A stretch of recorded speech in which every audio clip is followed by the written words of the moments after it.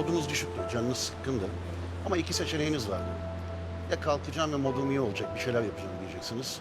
Ya da gerçekten de eve kapanıp oturup modunuzu iyice aşağı çekip düşürüp daha beter bir duruma geçeceksiniz.